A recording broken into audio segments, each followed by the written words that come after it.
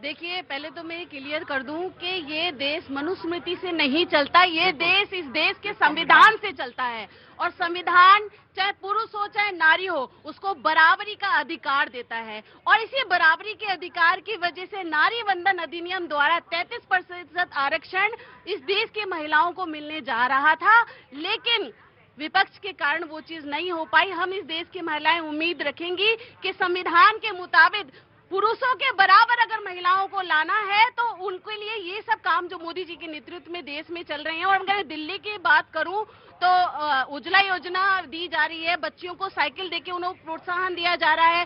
Pink सहेली card के माध्यम से केजरीवाल का बहुत बड़ा करप्शन रोककर महिलाओं को यातायात में फ्री सुविधा दी जा रही है। एक चीज और मैं बताना चाहूंगी, जो प्रधानमंत्री आवास योजना थी, जिसमें करीब देश में अब तक 4 करोड़ लोगों को आवास मिले हैं, उसमें संपत्ति का अधिकार महिलाओं को मोदी जी के नेतृत्व में सबसे ज्यादा मिला है, क्योंकि उस आवास योजना में सारे आवास महिलाओं के नाम पे रजिस्ट्री। राइट। ना तो समाजवादी पार्टी, ना मैं आ रहा हूँ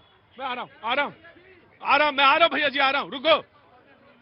हाँ, क्या है, क्या चीज में हो? डिप्रेशन में हो? अरे डिप्रेशन है, क्या नाम है? अवधेश चौधरी। कहाँ से आना हुआ? हम बिहार से हैं, मुजफ्फरपुर से। डिप्रेशन में हो? यहाँ पानी की बोतल लावा, लो पानी पियो। अभी हम डिप्रेशन की बात करते हैं जी। हाँ, देखिए पहली बात, अब चौधरी साहब चुपचाप, चौधरी साहब पानी पियो, मैं आ रहा हूँ। डिप्रेशन तो हाँ, मैंने मान लिया कि मनुस्मृति में यही लिखा गया है कि संरक्षण की बात कर रहे हैं, पिता की, पुत्र की और पति की, लेकिन उस महिला का क्या जिसके पास पुत्र ना हो, पुत्री हो, तो संरक्षण कौन करेगा? तो ये बिना मतलब का हमको डिफेंड करने की जरूरत नहीं। हमारे पास ऋग्वेद है जो महिलाओं को यज्ञ करने का अधिकार है। गार्गी खड़ी होती है, अपाला खड़ी होती है। कह रहा हूँ, हमारे लिए अगर रेफरेंस पॉइंट है तो ऋग्वेद है, जहां पे सभा समितियों को हेड करने का और निर्णय लेने का महिलाओं का अधिकार था। लेटर वैदिक काल में उनमें कुरीतियां आई। हमें अपने धर्म में कुरीतियों को हटाना होगा और अपने ही धर्म में बात करेंगे, हम दूसरे धर्मों का रेफरेंस नहीं लेंगे। और अगर मुझे ये अधिकार नहीं, तो ये आज आप लेकिन आप ये आज कहेंगे कि बाकी सारे धर्मों को भी अपने अपने यहाँ सफाई करनी चाहिए, ये भी कहना पड़ेगा आपको आज। और ये कहना आए भी हैं, ऐसे कानून आए भी, हर व्यक्ति को अपने धर्म में जो कुरीति, हर पढ़े लिखे व्यक्ति को अपने धर्म में कुरीतियों को उजागर करना चाहिए, उसका धर्म है। मैं अपने धर्म के बारे में बोल सकता हूँ, मुझे अपने धर्म पे गर्व है, लेकिन जहां मुझे उसमें कमी दिखेगी, ये बात आप राहुल गांधी जी से आज बोलेंगे कि आप मनुस्मृति में बोलते हैं, लेकिन राहुल गांधी आप यहाँ उनसे कहेंगे कि मुस्लिम जूरिस्प्रूडेंस के ऊपर आप क्यों नहीं बोलते? आप तो लॉ के एक्सपर्ट हैं। आप उसी में है भैया। राहुल गांधी जी अपने धर्म में कुरीतियों पे बात कर रहे हैं। जिसको जो अपने अपने धर्म की बात कर ले, अपना धर्म अपना घर ठीक कर ले, सब घर ठीक हो जाएंगे। मैं आ रहा हूँ वन बाई वन है। धर्म क्या है? किसका?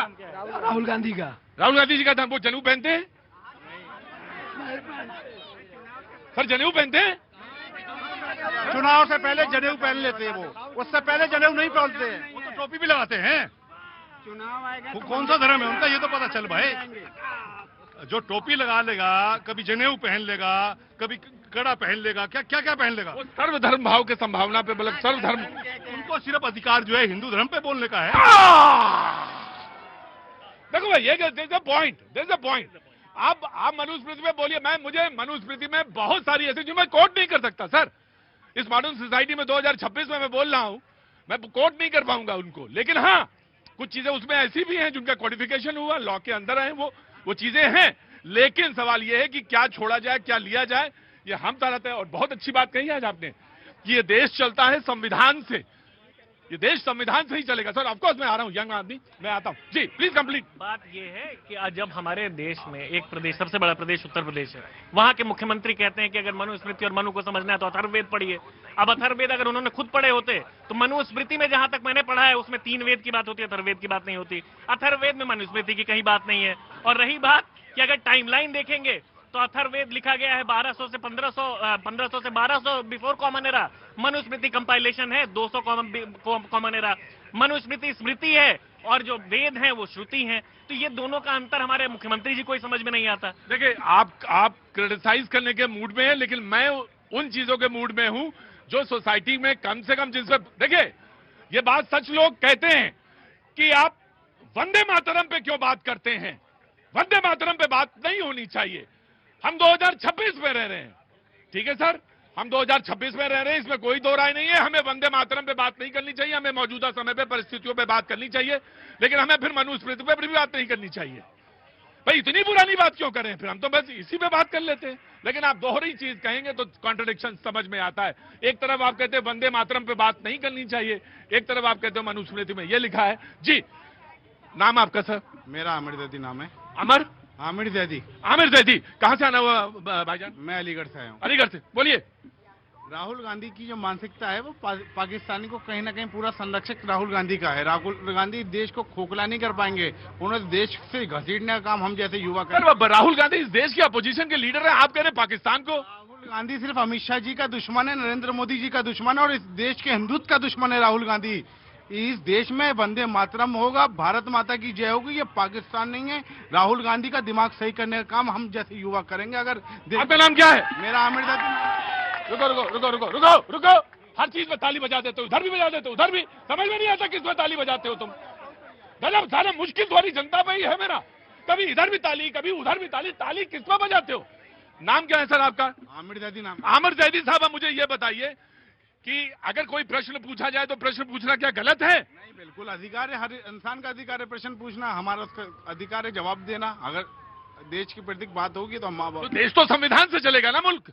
बिल्कुल संविधान से चलेगा, लेकिन ये नहीं चलेगा कि आप लड़कों को आगे बढ़ के हमारी सेना पे पथराव कराओगे, डंडे पड़वाओगे, नरेंद्र मोदी जी की मां को अपशब्द बोलोगे। कहाँ तुम्हें सिखा? राहुल, तुम्हारी सोनिया गांधी ने ये सिखा वंदे मातरम में? तुम्हें दिक्कत क्या है? इस देश के अंदर भारत माता की जय, वंदे मातरम कोई नहीं रोक पाएगा। जब तक मेरे शरीर में खून की एक एक बूंद बाकी है, इस देश के लिए कुर्बान कर दूंगा।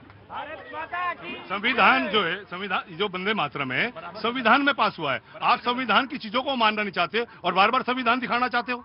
करना क्या चाहते हो? देश को कहना क्या चाहते हो? देश की जनता मूर्ख है क्या?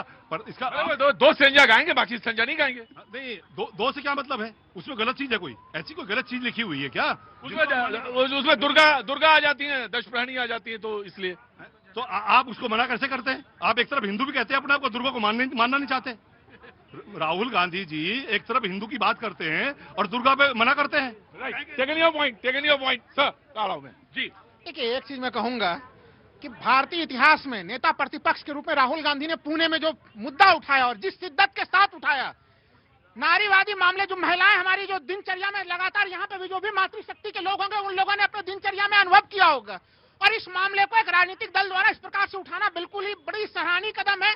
और उन्होंने डंके के चोट पे बिना किसी किंतु परंतु क्या उठाया है उन्होंने। एक छोटी सी बच्ची अगर जाती है और उसको अगर बस में अलग अलग प्रकार के उसका अनुभव होते हैं, वो तमाम प्रकार की चीजें देखी। बात क्या कहना चाहते हो? मुद्दे पे आइए। मुद्दे पे आ रहा हूँ। अगर मनुस्मृति के बारे में उन्होंने कहा तो क्या गलत कहा उन्होंने? जब इस देश में हम लोग सुनते हैं लगातार, भाई उत्तर प्रदेश का माननीय मुख्यमंत्री, अभी तक प्रोग्राम बहुत अच्छा चल रहा था, बस यही तुम्हारी कमी थी। आगे और उत्तर प्रदेश के माननीय मुख्यमंत्री योगी आदित्यनाथ, क्या वो नहीं बोलते कि भारत को हिंदू राष्ट्र बनाना है?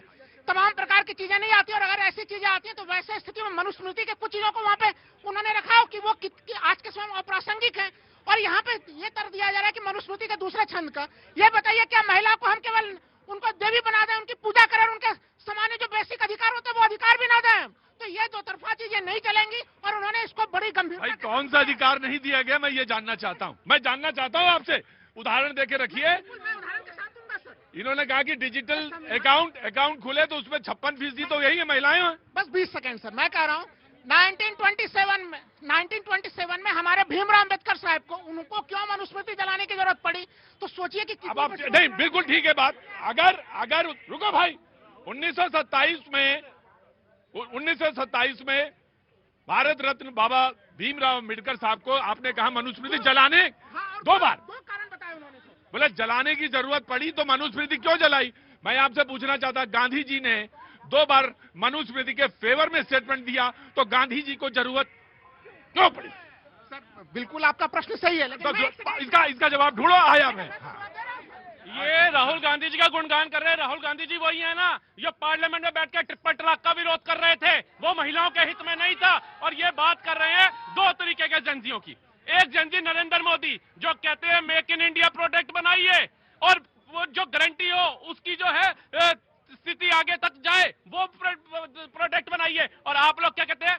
पुरुष गाली देगा, महिलाएं क्यों नहीं गाली दे सकती? आप अपनी बेटी को गालियां सिखाएंगे क्या? कोई खड़ा है, आप अपने घर में वो अर्धांगिनी लेकर के आएंगे जो गालियां दे